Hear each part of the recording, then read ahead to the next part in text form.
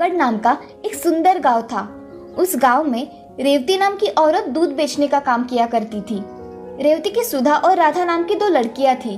दोनों भी पढ़ाई अच्छी तरह से किया करती थी। रेवती के पास 3 गाय होने के कारण रेवती गाय का दूध बाजार में जाकर बेचा करती थी। कभी कभी दूध बच जाने के कारण रेवती उस बचे हुए दूध का दही बनाकर बेचा करती थी। रेवती का स्वभाव विनम्र होने के कारण लोग उससे ही दूध और दही खरीदा करते थे। एक दिन चंपा रेवती के घर आकर, रेवती बहन, मेरे घर आज मेहमान आने वाले हैं, इसीलिए मुझे 5 लीटर दूध और 2 किलो दही चाहिए था। आज दूध और दही दोनों भी है, ये लो चंपा। और कुछ चाहिए? नहीं, और कुछ नहीं चाहिए। चलो रेवती बहन, मैं आती हूँ। हाँ, रेवती दूध देकर बाहर गायों को पानी और चारा डाल के घर में आती है। घर में आकर देखती है तो सुधा और राधा घर का काम कर रही थी। उन्हें देख रेवती, सुधा जरा पानी तो लाना। हाँ माँ, अभी लाती हूँ, ऐसा कहकर सुधा पानी लेकर आती है। और तभी सुधा रेवती से, माँ आज तुम थकी हुई लग रही हो, तुम कहो तो हम तीनों गायों को लेकर चराने जाते हैं। हाँ माँ, यही पास में ही लेकर जाते हैं।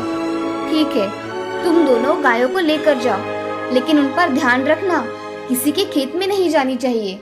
हाँ माँ, हम गायों पर ध्यान रखेंगे। चलो दीदी। ऐसा कहकर राधा और सुधा गायों को लेकर वहाँ से जंगल की ओर चली जाती है। जंगल में जाते ही सुधा और राधा एक पेड़ के नीचे बैठ जाती है। गाय उनके पास ही घास खा रही थी। थोड़ी देर में दोनों बहनें गायों को लेकर घर चली जाती है। घर जाते ही सुधा अपना काम करने लग जाती है और राधा अपनी पढ़ाई कर लेती है। तभी रेवती के घर की पड़ोसी रेखा आ जाती है। रेखा रेवती से, रेवती बहन, मेरे घर में कल का खाना बहुत बचा हुआ है, मैं तुम्हारे गायों को वो खाना खिला दूं क्या? हाँ खिला दो रेखा, ये भी कोई पूछने वाली बात है। ऐसा कहकर रेवती घर में चली जाती है। रेखा को रेवती की तरक्की देख जलन महसूस हुआ करती थी, इसीलिए रेखा ने गायों के खाने में आज कुछ मिलाकर लाया था। रेखा मन ही मन बहुत खुश होकर, मैंने ये खाना गाय को खिला दिया तो गाय दूध ही देना बंद कर देगी, कितना मजा आएगा ना, रेवती का धंधा बंद हो जाएगा। ऐसा कहकर रेखा गाय को खाना खिलाकर वहाँ से चली जाती है। शाम होने पर रेवती गाय का दूध निकालने जाती है। गाय दूध ही नहीं देती। लगता है आज इनका पेट भरा नहीं होगा, इसीलिए मेरी गाय दूध नहीं दे रही है। मैं सुबह इनका दूध निकालूंगी। अब रेवती घर में जाकर अपना काम कर लेती है और अगले दिन सुबह रेवती गाय का फिर से दूध निकालने जाती है। गाय आज भी दूध नहीं देती। ये देख रेवती बड़ी चिंतित हो जाती है और खुद से, मेरी गायों को अचानक से क्या हो गया है, इन्होंने कल भी दूध नहीं दिया और आज भी दूध नहीं दिया। ऐसा सोचते सोचते रेवती घर में आ जाती है। रेवती बड़ी चिंतित हो गई थी। ऐसे ही 1 महीना पूरा हो गया, मगर गायों ने दूध ही नहीं दिया। इससे घर के हालात बहुत खराब हो गए थे। उनके खाले के लाले पड़ने लगे थे। ये देख रेवती बड़ी परेशान होने लगी। कमाने का एक ही जरिया होने के कारण रेवती बहुत सोचने लगी। एक दिन रेवती को हार्ट अटैक आ गया। तभी घर में सुधा अकेली थी। सुधा ने पड़ोसियों को बुलाकर रेवती को अस्पताल में लेकर गई। राधा को ये बात जैसे पता चली वैसे ही राधा अस्पताल में आ गई।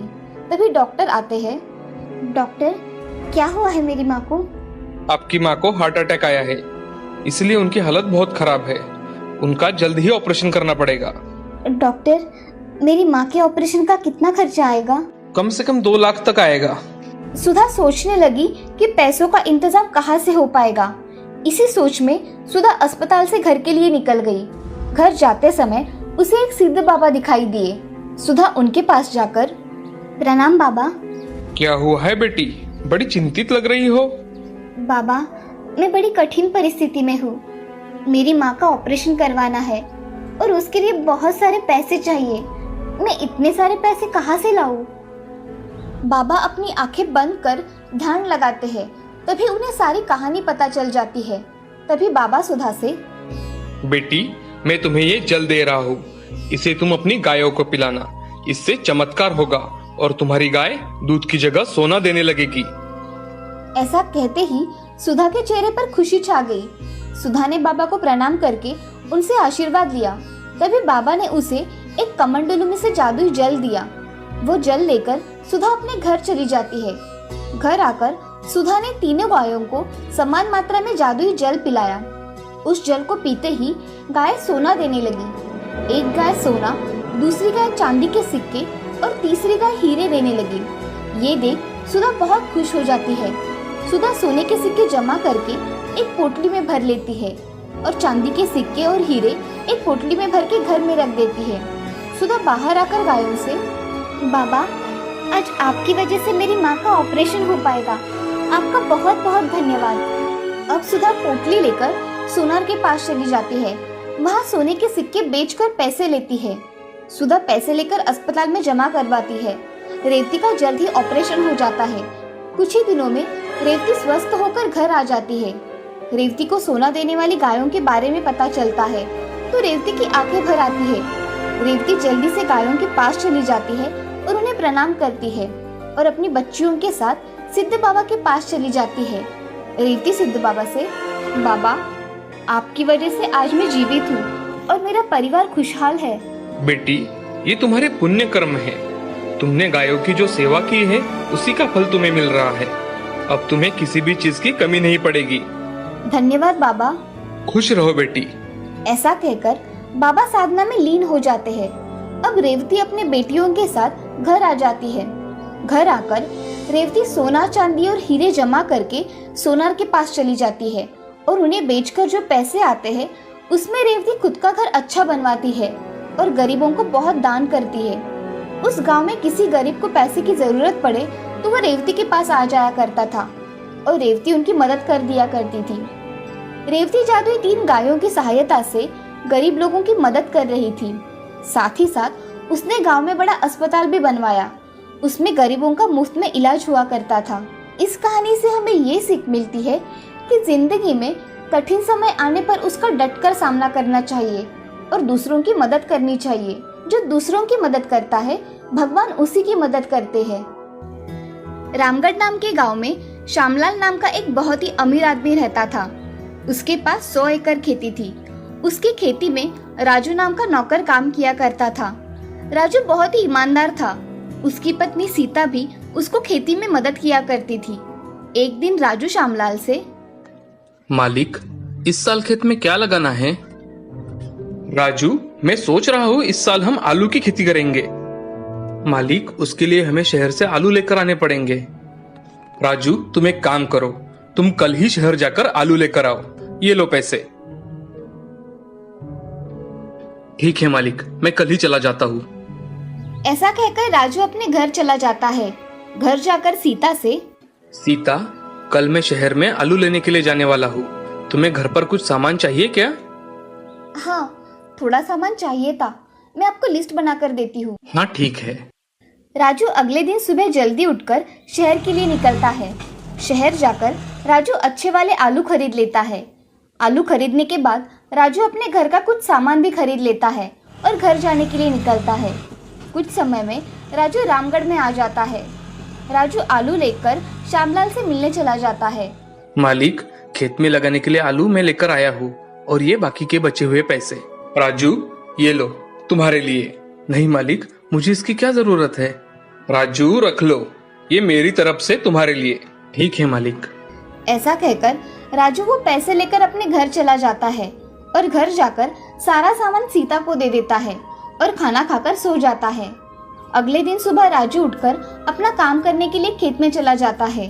खेत जाकर वो आलू लगाने की सारी तैयारी कर लेता है और आलू खेत में लगा देता है। श्यामलाल उस गांव का सबसे धनी व्यक्ति होने के कारण वो दान धर्म भी बहुत किया करता था। एक दिन श्यामलाल अपने गांव वालों के लिए भोजन का आयोजन करता है। ये देख उस गांव का साहूकार हीराचंद बहुत क्रोधित हो जाता है। हीराचंद मन ही मन में, ये श्यामलाल खुद की नजरों में महान बनना चाहता है और तो और लोगों को पैसा भी देता है। इसके वजह से मेरा धंधा बंद होने पर आया है। इसके वजह से लोगों में मेरी कीमत भी कम हो रही है। ऐसा मन ही मन सोचते हुए हीराचंद गांव वालों के भोजन में शामिल हो जाता है। वहाँ देखता है कि श्यामलाल ने बहुत अच्छी तरह से सारा इंतजाम किया था। ये देख हीराचंद बहुत आग बबूला हो जाता है और गुस्से में अपने घर के लिए निकल जाता है। जाते समय उसके मन में बहुत बुरे ख्याल आते हैं। हीराचंद घर जाकर एक योजना बनाता है। उधर दूसरी ओर श्यामलाल के यहाँ भोजन खाकर लोग संतुष्ट हो जाते हैं और अपने अपने घर चले जाते हैं। हीराचंद रात के समय गांव के बाहर सिद्ध बाबा के पास चला जाता है और उनसे, प्रणाम बाबा। कहो हीराचंद, क्या काम है? आज कैसे आना हुआ? बाबा, मुझे आपकी सहायता की सख्त जरूरत है बाबा। कहो, क्या सहायता चाहिए तुम्हें हीराचंद? बाबा, श्यामलाल की वजह से मेरे साहूकारी का धंधा ही नहीं चल रहा। मुझे उसको बर्बाद करना है बाबा। सिद्ध बाबा अपना ध्यान लगाकर देखते हैं और वो आंखें खोलकर हीराचंद से, हीराचंद, श्यामलाल ने इस साल खेतों में आलू लगाए हैं। ये भस्म लो और उसके खेतों में छिड़क कर आओ, जिससे उसके सारे खेत जल जाएंगे। ऐसा कहकर सिद्ध बाबा हीराचंद को भस्म देते हैं। वो भस्म हीराचंद अपने पास लेकर सिद्ध बाबा के पैर पड़कर आशीर्वाद लेता है। बाबा, अब मैं चलता हूँ। मुझे उसके खेत में जाकर ये भस्म भी तो डालना है। जाओ हीराचंद। ऐसा कहकर हीराचंद वहाँ से श्यामलाल के खेत के पास चला जाता है। हीराचंद अपनी पोटली में से भस्म निकालकर सभी खेत में डाल देता है और अपने घर चला जाता है। सुबह जब राजू खेत में काम करने के लिए आता है तो उसे सारा खेत सूखा हुआ दिखाई देता है। तभी वो मन में, ऐसा कैसे हो सकता है? कल शाम तक तो खेत अच्छा था, ये अचानक क्या हो गया? राजू दौड़ते हुए श्यामलाल के पास चला जाता है और श्यामलाल से, मालिक, हमारे खेत में लगाए हुए सारे आलू के पौधे सूख गए हैं। कल शाम को मैं गया था तो सब अच्छा था। आज सुबह जाकर देखा तो सब सूखा हुआ है। क्या हुआ क्या पता मालिक। उसकी बातें सुन श्यामलाल राजू से, अरे, ऐसा कैसे हो सकता है? चलो अभी जाकर देखते हैं। चलो मालिक। श्यामलाल राजू के साथ खेत में चला जाता है और अपने खेतों को देख हक्का बक्का रह जाता है। उसका अपनी आंखों पर विश्वास ही नहीं होता। तभी श्यामलाल राजू से कहता है, अरे राजू, ये आलू के सारे पौधे तो जल गए हैं। अब इनका कोई उपयोग नहीं है। जाओ घर जाकर ट्रैक्टर लेकर आओ और सब जमीन खोद डालो। जी मालिक। ऐसा कहकर राजू श्यामलाल के घर से ट्रैक्टर लेकर आता है और खेत में चलाने लगता है। तभी उसकी नजर आलू के खेत पर पड़ती है। उसे कुछ चमकता हुआ दिखाई पड़ता है। तभी राजू ट्रैक्टर से उतरकर देखता है कि उसके सारे आलू के पौधों को सोने के आलू लगे हुए हैं। वो देखकर राजू जोर जोर से चिल्लाने लगता है, मालिक, मालिक। अरे क्या हुआ राजू, क्यों चिल्ला रहे हो? राजू अपने हाथ में सोने के आलू लेकर आता है और श्यामलाल को दिखाता है। श्यामलाल उसके हाथ के आलू लेकर, अरे, ये तुम्हें कहाँ से मिले? मालिक, ये हमारे खेत से निकले हैं। मालिक देखिए ना, मुझे लगता है ये सोने के आलू है। दिखाओ, देखने दो मुझे जरा। ऐसा कहकर श्यामलाल ने सोने के आलू अपने हाथ में लेकर देखे तो वो सच में सोने के आलू थे। उन्हें देख श्यामलाल बड़ा खुश हो गया और राजू से, राजू, एक काम करो, खेत के सारे आलू निकाल कर देखो। जी मालिक। ऐसा कहकर राजू ट्रैक्टर से सारे खेत के आलू निकालता है। सारा खेत सोने से चमक रहा था। राजू उन सब आलूओं को घर लेकर आता है और श्यामलाल से, मालिक, हमारे खेत से 4 ट्रॉली सोने के आलू निकले हैं। राजू, ये सब अपने घर में रख दो। हम इसे पूरे गांव में बांटेंगे। जी मालिक। अगले दिन सारे गांव में ये खबर जैसे आग की तरह फैल गई कि श्यामलाल के खेत में सोने के आलू निकल आए हैं। ये खबर हीराचंद के कानों पर पड़ी तो हीराचंद आग बबूला हो उठा और सिद्ध बाबा के पास जाकर, बाबा, आपने जो मुझे भस्म दिया था उसकी वजह से श्यामलाल के खेत में तो सोने के आलू बन गए हैं। हीराचंद, मैंने वो भस्म उस पौधों को मारने के लिए दिया था, लेकिन उसके पुण्य कर्मों की वजह से उसे उस खेत में सोने के आलू मिले। अब तुम भी अच्छे कर्म करो और लोगों की दुआएं लो। हीराचंद को अब अपनी गलती का एहसास हो गया कि वो कितना लालची था और श्यामलाल उसके पास सब होकर भी उसे थोड़ा भी लालच नहीं था। हीराचंद अब अपने घर चला जाता है और श्यामलाल सभी गांव वालों को एक एक सोने का आलू बांट देता है और राजू को एक बोरी सोने के आलू दे देता है। इस तरह से श्यामलाल और अमीर बन गया और कभी भी उसने अपने संपत्ति का घमंड नहीं किया। इस कहानी से हमें ये सीख मिलती है कि जिंदगी में कभी भी किसी से ईर्ष्या नहीं करनी चाहिए और हमेशा अच्छा वर्तन करना चाहिए। वो कहते हैं ना कि कर भला तो हो भला।